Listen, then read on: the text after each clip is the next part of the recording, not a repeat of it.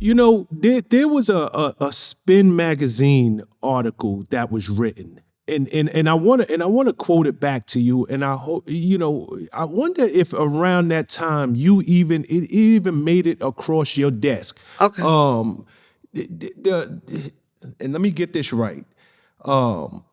Spin magazine ranked you one of your songs 20 best singles of 2002. And the writer actually said, if Angie was skinny, Whitney Houston would be unnecessary and Mary J would be worried. Sad but true. Did you ever read that article? No, but I heard, it was funny that you say that because back when I had all that weight on me, I was on prednisone, which is a steroid. I'd never been a big girl prior to that. But when I got on the medicine, it was right at the peak of my career, which was No More Rain came out. I looked bloated.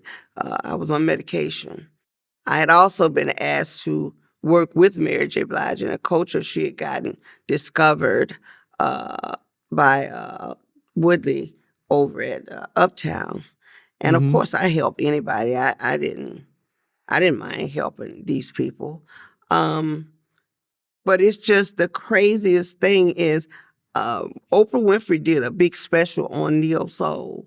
And every artist was on there from Jill Scott to India Arie.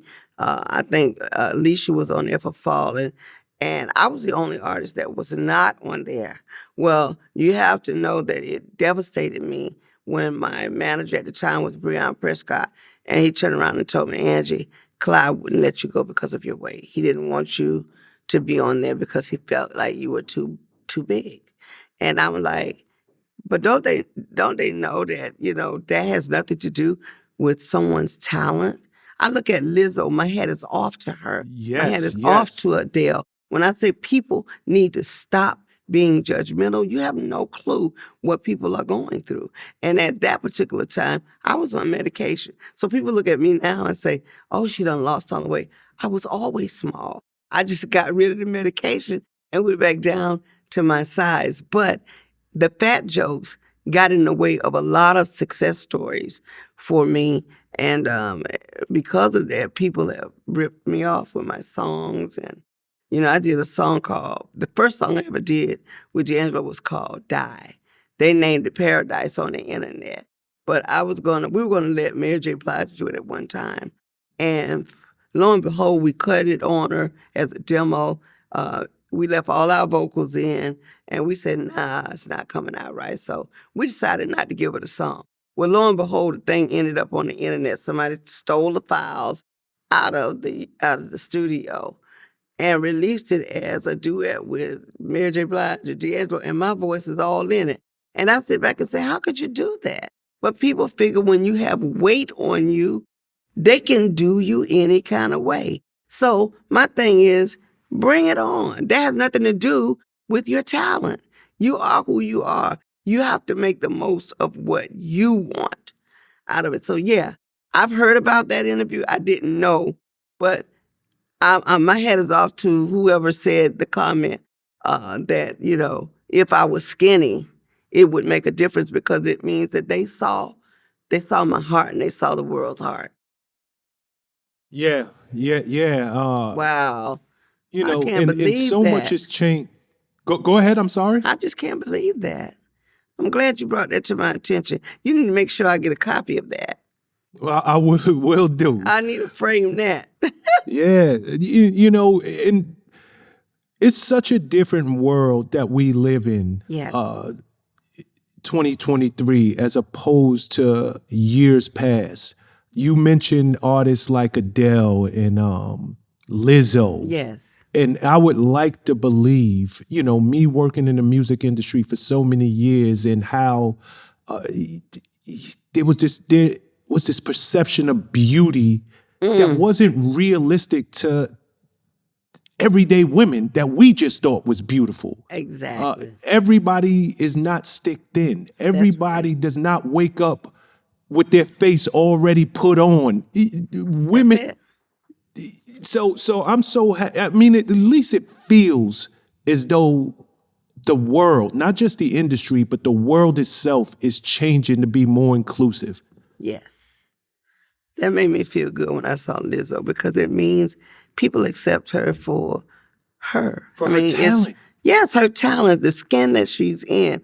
You know, my son is a big boy, but people got to accept him for him and not try to make him be his mama or his daddy. He's his own man. And at the end of the day, he's talented. That's all that matters. That's right.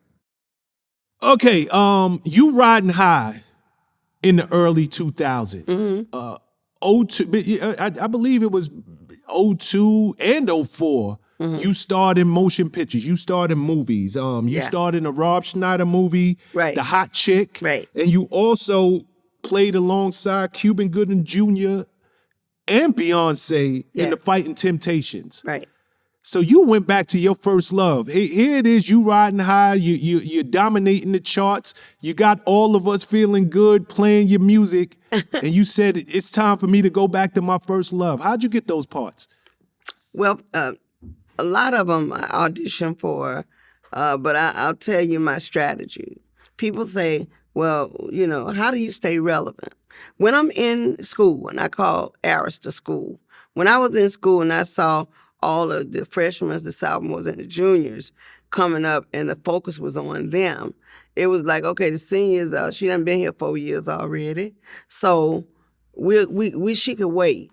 When I saw myself sitting on the bookshelf too long, I said, I can't let no grass grow up under my feet. So I'm getting ready to go out here and do some television work. I remained focused on winning. And what I did was I turned the lens over to the screen and made them focus back on me. I was not finna sit out there and go black like that. And that's what made me pursue my acting career because, I was doing everything. I had done Moesha. I had done Girlfriends. I did the theme song to Girlfriends. When they were doing their thing, I was doing something else. And that was how I learned to survive. Yeah, but you know, that's a great lesson for any artist. Yes. What you just dropped is a gem. Yes. For any artist, you don't wait. You know, for your label, you don't wait. You got to keep yourself relevant because it really is out of sight, out of mind. Yes, it really is.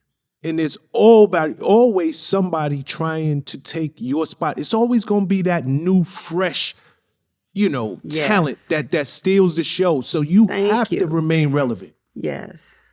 I'm glad you said that because I was helping Alicia Keys, helping Fantasia, helping all these people stay motivated. Keisha Cole, they would call me auntie. Helping them. And then I watched myself becoming a school teacher. I said, I ain't mad at none of that. But guess what? Let me go find something that keeps the focus on me. I just finished a movie called Whole Phase. I'm excited about it. And like I said, there's so many other opportunities out there that we can nab at. You can write a book. It's so much you can do. I just think people get caught up with being in the spotlight. See, I ain't got to be in the spotlight. I could be in the corner. I'm getting a check over here. So there you go. My thing is, we don't have to be caught up being in the spotlight. Sometimes that's not the best place to be. You know, for me, I've learned how to diversify myself and move around. That's right. Mm-hmm. That's right.